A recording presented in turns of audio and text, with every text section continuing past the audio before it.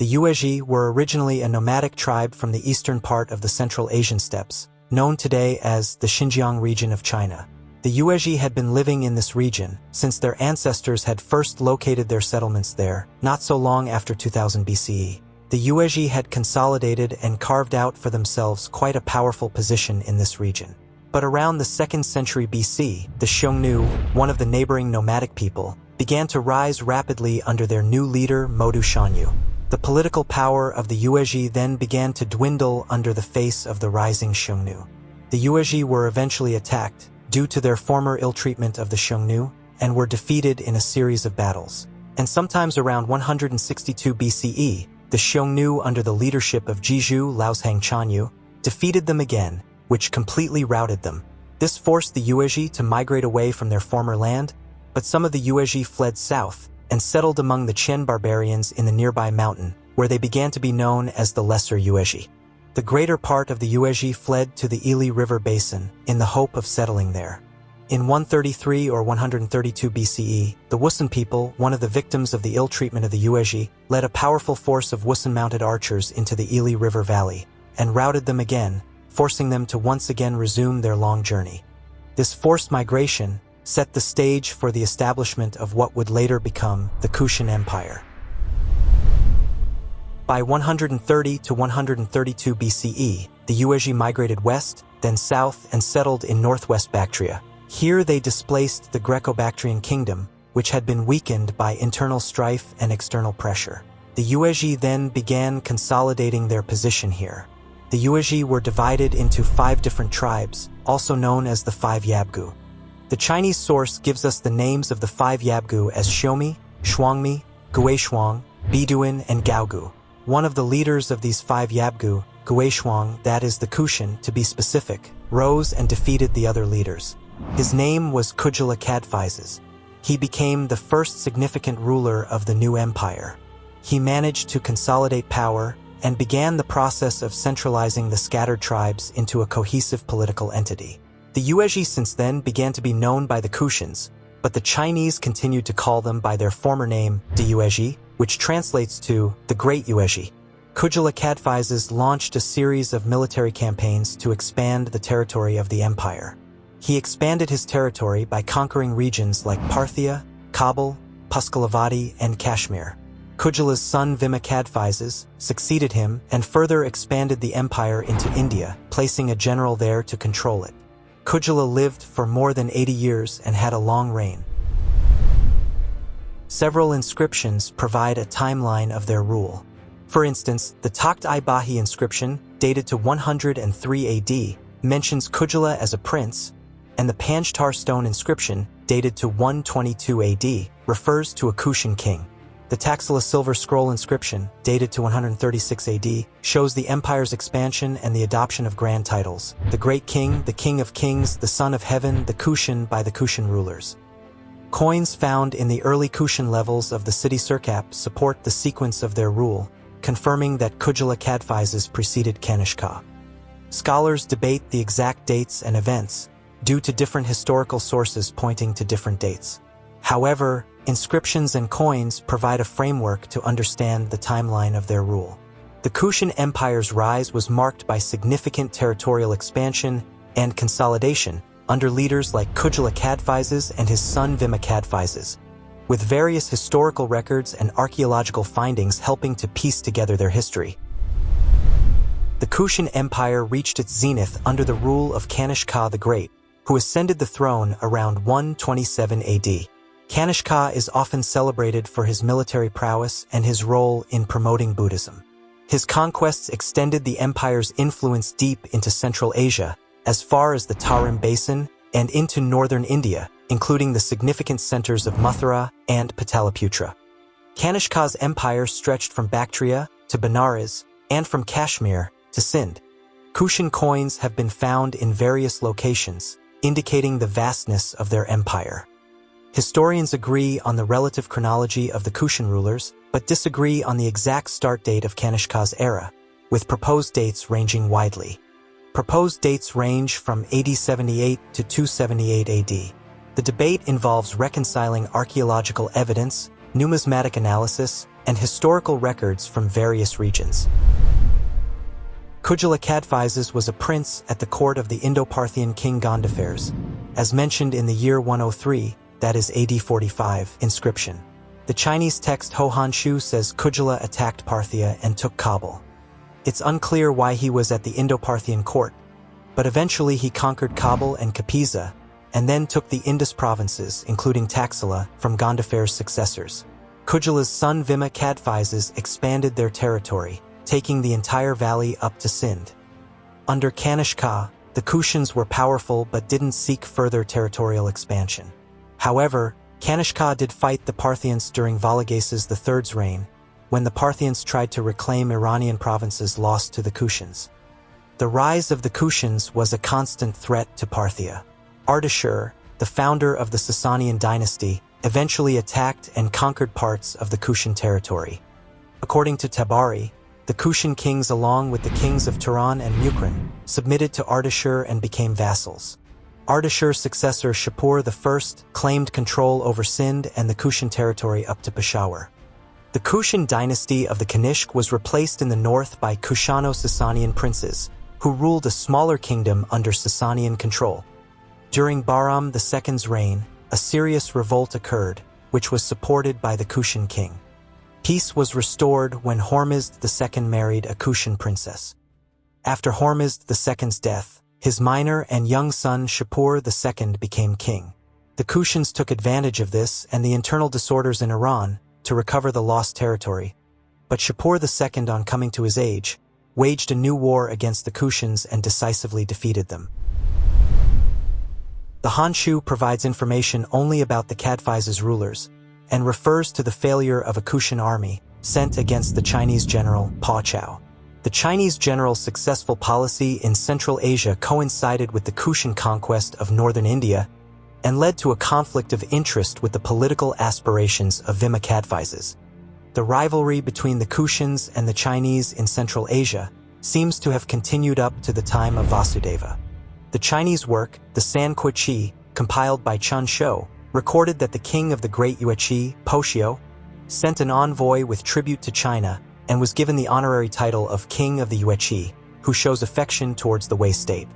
Poshio has been identified with Vasudeva, either Vasudeva I or Vasudeva II, depending on the chronology favored by the scholar concerned.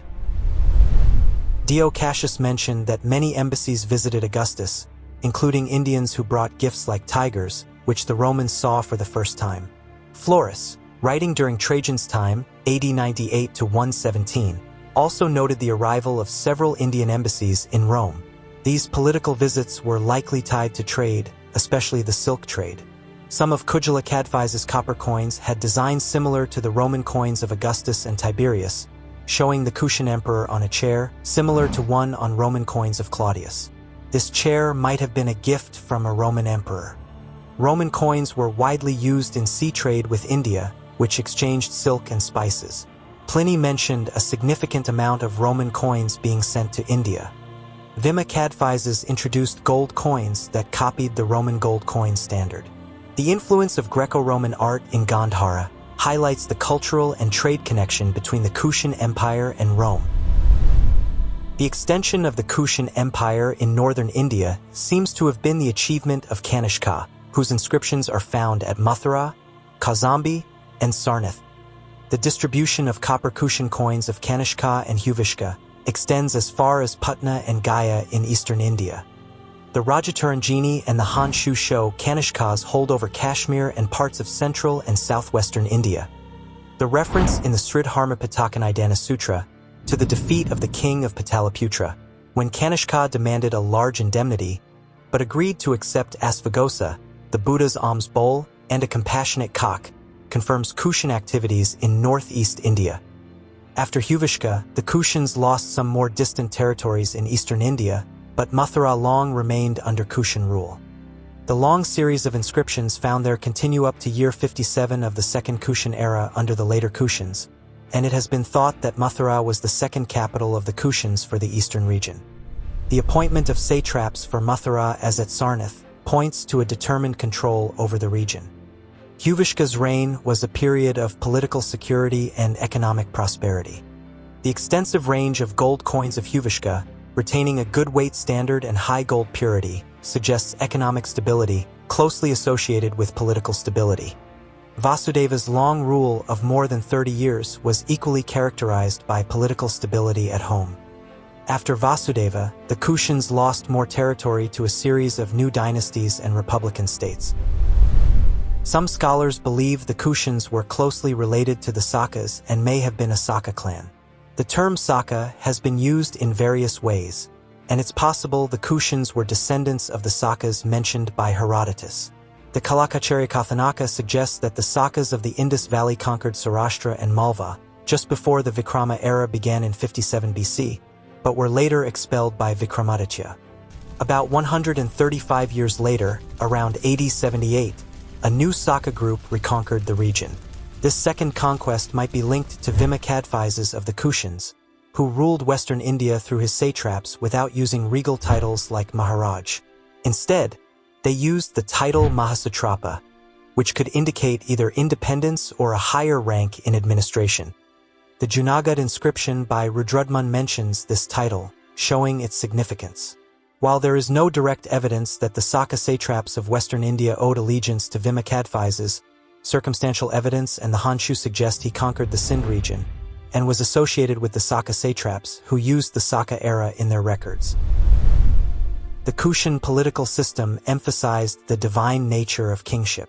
Kushan kings were called Devaputra, son of God, similar to the Chinese title Tian Tzu, son of heaven.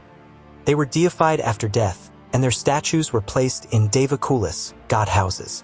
Such statues have been found at Mat near Mathura and Sirk Kotal in Afghanistan.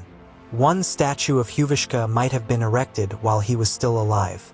Kushan rulers were inclusive in their depictions of various gods on their coins, reflecting different religious beliefs. However, religion and politics were closely connected. For example, the Mat inscription of Yuezhi describes him as steadfast in the true law, a title also used by the first Kushan king, Kujalakadphises, on his coins. This inscription also mentions that Yuezhi's grandfather was granted the kingdom by the god Shiva, referred to as Sarva, and Shandavira, associated with the moon, due to his devotion. The Kushan kings adopted grant titles from various cultures, such as Maharaja Rajataraja, Great King, King of Kings, from India, Sonano Saw from Iran, and Basilius Basilion from Greece. These titles indicated their supremacy over regions where local princes and feudal lords still held power. The later Kanishka even used the title Caesara, equivalent to the Roman Caesar, suggesting contact with Rome and a claim to similar status. Some scholars suggest the Kushans inherited a system of joint rule, but there is no evidence of this on their coins. The idea comes from inscriptions that show overlapping dates from different kings.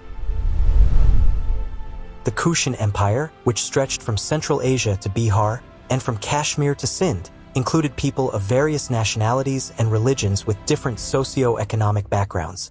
The empire was managed through a structured administrative system likely divided into 3 levels: central, provincial, and local. The king held absolute power, as there are no records of advisory bodies or counselors like those during the Mauryan period. The Kushans followed the administrative patterns of the Indo-Greeks and the Parthians by appointing satraps and mahaksatrapas to govern different parts of the empires. Inscriptions indicate that some positions were hereditary. Officials called Dandanayakas and Mahadandanayakas, who performed both civil and military duties, were prevalent throughout India. They acted as police commissioners to prevent crime and as judges administering justice, and they also had military responsibilities. Dandanayakas were different from Senanis and Dandapasikas. Satraps were known to be responsible for areas like Kapisa, Manikyala, Unt, Mathura, and Varanasi. The relationship between satraps and Dandanyakas is not clearly defined, but it is assumed that satraps held higher administrative position. Using foreigners for high-level political roles ensured efficiency and minimized internal conflict, but this was not applied at the local village level. Village headmen, referred to as Gramikas and Padrapalas, collected the king's dues and dealt with local crimes. There is no detailed information about local government similar to what is known from the Gupta period. The Kushan rulers seem to accept the prevalent Indian and Chinese concept of the divinity of kingship. They borrowed the system of appointing satraps from the Achaemenids, the Indo-Greeks, and Indo-Parthians, while the feudal lord system was their own creation.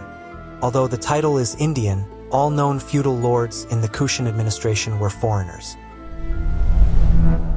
During the early Christian era, southern Central Asia experienced significant agricultural expansion despite most fertile lands already being cultivated. Nomadic livestock breeders settled down, creating new urban centers and intensive irrigation networks, which allowed for large-scale farming. In northern Bactria, the Zong Canal from the Sirkon River enabled the creation of the Angkor Oasis and urban centers like Dalverzantep. The Zarafshan, Kashkadaria, and Tashkent valleys developed major irrigation systems, forming oases like Samarkand, Bokhara, and Nakshab. The Fergana Valley and Khwarezmia also saw complex irrigation systems that enhanced agricultural productivity. Mountainous regions utilized small reservoirs and underground irrigation for terraced farming. These irrigation advancements during the Kushan period significantly boosted Central Asia's agricultural and socio-economic development, supporting urban centers and regional prosperity. During the Kushan period, agriculture in Central Asia saw significant advancement, largely due to the rapid expansion of the irrigation system. This allowed more land to be cultivated than at any previous time in the region's history. Crops were grown on irrigated land in oases, while dry land farming was common in foothills and mountain regions. In natural wetlands along rivers, particularly in the lower reaches of the Emu Daria, semi-irrigated farming was practiced. This agricultural expansion led to the development of new farming tools and methods, including the introduction of iron implements and the replacement of the hoe with plow. The wooden plow with an iron plowshare became particularly important, as it facilitated the cultivation of extensive farmland. The Kushan period also saw the diversification of crops. Archaeological finds indicate the production of various grains, fruits, industrial crops, fodder, sesame seeds, and cotton. The Fergana Valley, known as Taiyuan, was notable for its developed agriculture and specialized horse breeding farms. By selecting high-yield crops suited to local conditions, Central Asian farmers greatly influenced Chinese agriculture, which adopted practices like growing lucerne, grapes, and walnuts from them. The region's irrigation systems, particularly in Khwarezmia, supported extensive vineyards and melon fields, highlighting the sophisticated farming techniques of the time. Livestock breeding was another critical aspect of the economy, providing animals for agriculture, transportation, food, and materials. The oases supported livestock kept near homes, while steppes and foothills provided pasturelands. Fergana was especially known for its superior horse breeding, with Chinese records praising the region's splendid horses and the locals' equestrian skills. Sheep, goats, camels, and cattle were also widely bred, with the Bactrian camel being a prized pack animal for trade caravans. Despite these advancements, not all regions in Central Asia achieved the same level of agricultural development. The central areas of ancient agricultural oases with abundant water supplies were the most advanced. In contrast, peripheral areas and those with less reliable irrigation practiced mixed farming, combining crop raising with livestock breeding. Regions like Parthia, Bactria, and Sogdiana were economically more developed than others like Fergana and Chach, although the latter still engaged in a combination of settled agriculture, livestock breeding, and handicraft production. From the 1st to the 3rd century AD, Central Asia saw a boom in handicrafts, crucial for its economy. This was driven by advanced irrigation providing raw materials and expanded trade markets boosted by the Kushan Empire. Handicrafts like ceramics, metalwork, weaving, and jewelry thrived, with high-quality pottery and intricate metal objects found in excavations. Significant mining of minerals also took place. Urban centers like Bokhara and Samarkand became key production and trade hubs, showcasing sophisticated building techniques and monumental architecture, reflecting the prosperity and advanced society of the Kushan period. During the Kushan period, Central Asia's political landscape was complex. Northern Bactria and the Emu Daria regions were part of the Kushan Empire, while other areas were either vassal states or independent, but most had their own coinage. In northern Bactria, coins evolved from Greco-Bactrian imitations to local designs featuring rulers and deities. Kushan coins initially used bronze, but later shifted to gold for major transactions and copper for daily use. Coinage varied across regions. Khwarezmia used silver and copper, Margiana had Parthian coins, and Samarkand and Bokhara produced silver coins with local inscriptions. The Sir Daria region's Chach minted its own coins, indicating developed trade. However, Fergana had no coinage, reflecting less economic development. Overall, the Kushan period saw an increase in local coin production and circulation, highlighting economic advancements. During the Kushan period, both internal and external trade flourished significantly. This growth was fueled by the consolidation of the Kushan Empire, agricultural expansion, and the rise of handicraft production. Archaeological findings reveal a substantial increase in trade among the Central Asian provinces, with goods ranging from everyday consumer items like cereals, textiles, and pottery to luxury articles. Different regions minted their own coins to facilitate these retail transactions. Trade routes played a crucial role in linking various regions. The Sir Daria route connected agricultural areas with nomadic steppe zones, allowing for an exchange of goods such as cereals, fruits, and weapons, for furs, livestock, and raw materials. Major cities like Aksakant, Kanka, and Charukya grew along these routes. Foreign trade also saw significant expansion. Central Asia became a vital part of the trans-Asian trade routes, connecting the Mediterranean with India and the Far East. Trade with Han China was also substantial, with Central Asia exporting glass, precious stones, and ornaments. The Sogdians were instrumental in fostering these trade links, as evidenced by Sogdian letters found in East Turkestan detailing trade and prices. Rulers of various regions actively participated in international trade, often monopolizing certain goods and sending ambassadors with large quantities of merchandise. For instance, the Mahabharata mentions Central Asian emissaries bringing woolen blankets, fabrics, and precious stones to the Indian king Yudhishthira. During the Kushan period, the Silk Route was vital for international trade, linking China, India, Central Asia, and the Mediterranean. This route, known for transporting Chinese silk, began in Chang'an and split at Tunhuang, with the northern branch avoiding the White Dragon Salt Desert. The Kushans, initially a small nomadic tribe, evolved into a large empire with a complex social structure. Archaeological finds reveal a hierarchy including aristocrats, merchants, craftsmen, and slaves. While the aristocracy owned lands, merchants were propertied, and craftsmen paid taxes. Slaves were present but not central to agriculture or craftsmanship due to low labor profitability. Historians don't have much solid information about Central Asia's social and economic history during the Kushan period, especially regarding land ownership. However, some evidence suggests that there were different types of land. Documents from Old Nisa's archives, which detail the economy of southern Turkmenistan in the 1st century BCE, mention Uzbar land. This land, known since the Achaemenid period, was associated with royal revenue and often included vineyards. These estates might also contain Podbazic land, contributing goods to the king. A large part of the irrigated lands in Central Asian oases likely belonged to temples, owned by a priestly class that existed long before the Kushans. The medieval term Vogans, related to the Sogdian word for temple, probably referred to temple lands. Besides royal and temple lands, there were private and communal lands, with communal ownership likely being the most common. Evidence suggests that communes owned irrigation systems, irrigated areas, settlements, and grazing lands. Communal localities known as Varzana, Vardana, or Gava, meaning village or rural district, were significant. The fortified settlement of Vardans in the northern Bokhara oasis was established during this time. Despite limited specific information on communal land ownership, it appears that the state and large landowners heavily exploited communes, tying members to the land, which eventually led to feudalism in Central Asia.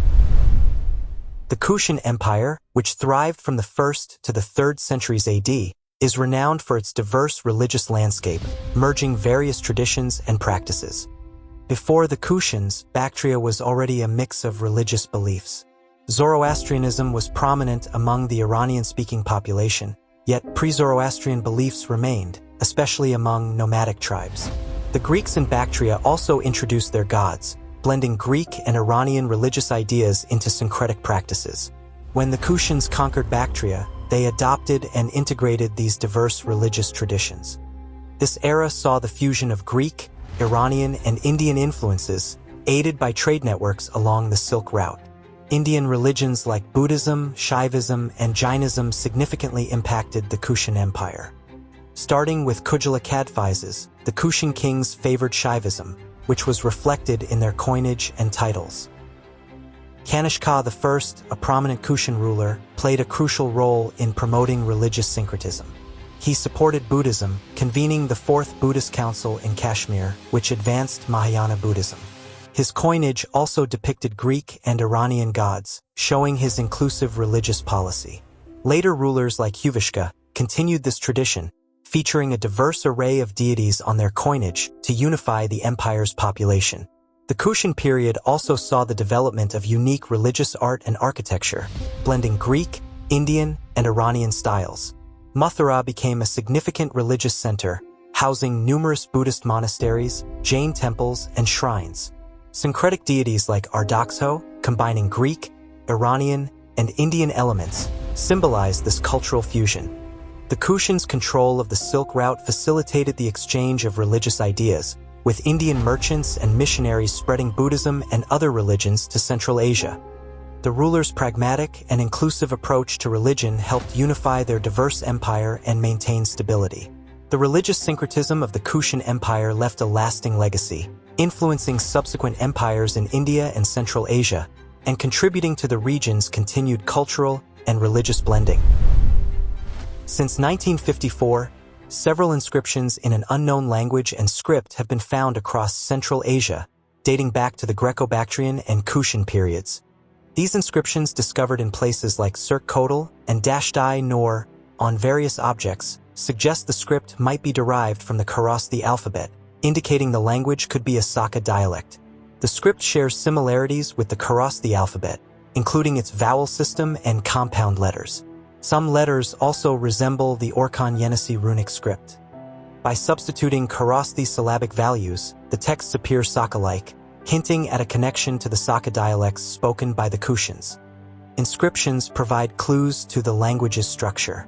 One from Chalchaean reads Laya, similar to the Saka name Liaka. Another from Karatepe might relate to the Khotanese Saka word for thorny jujube, showing a link between the unknown language and Khotanese Saka. The vocabulary in the inscriptions closely parallels Khotanese Saka. Words for vessel and grapes in the inscriptions match their Khotanese Saka counterparts, suggesting the unknown language might be a Saka dialect variant used by the Kushans. Bactrian, the language of Bactria, was written using the Greek alphabet, showing Hellenistic influence. Initially thought to start under Kushan king Kanishka I, a trilingual inscription from Dasht-i-Noor indicates Bactrian literacy began earlier. The Greek alphabet was adapted to Bactrian phonetics. In the Kushan Empire, Sanskrit and Prakrit were widely spoken, using Brahmi and Kharosthi scripts. Kharosthi was common in the northwest, while Brahmi was used for Sanskrit and other Prakrit languages. Greco-Bactrian kings used Kharosthi and Gandhari Prakrit for coin inscriptions, reflecting regional linguistic diversity. The Kharosthi script and Gandhari Prakrit spread into Bactria during the Greco-Bactrian period, evidenced by coins and inscriptions from Iconium and Begram. This spread continued into the Saka and Indo-Parthian periods, with Kharosthi inscriptions found on various artifacts. Buddhism significantly spread scripts and languages. The Mahasangika school used Kharosthi, while the Sarwasti-Wadans used Brahmi, influencing the development and spread of these scripts in northern Bactria, where both Buddhist sects coexisted. Brahmi's influence on the Kharosthi script, such as indicating vowel length, likely stemmed from interactions in Buddhist monasteries. This occurred in areas like Termez, where Mahasangikas and Sarwasti-Wadans lived together, enhancing the region's linguistic and scriptural complexity. After Vasudeva I's death in 225 AD, the Kushan Empire split into western and eastern parts. The Western Kushans, based in Afghanistan, were soon overrun by the Persian Sasanian Empire, losing territories like Sogdiana, Bactria, and Gandhara. The Sasanian king Shapur I claimed control over these regions, extending as far as Peshawar. His inscriptions confirm this, including one at Nakshi Rostam, and another in modern Afghanistan. The Western Kushan dynasty was replaced by Persian vassals known as the Kushans or Kushano-Sasanians, who eventually became powerful under Hormizd I, but maintained aspects of Kushan culture. The Eastern Kushan Kingdom, or Little Kushans, was centered in the Punjab. By around 270 AD, their Gangetic territories became independent under local rulers like the Yuezhis. In the mid-4th century, the Gupta Empire under Samudragupta subjugated them.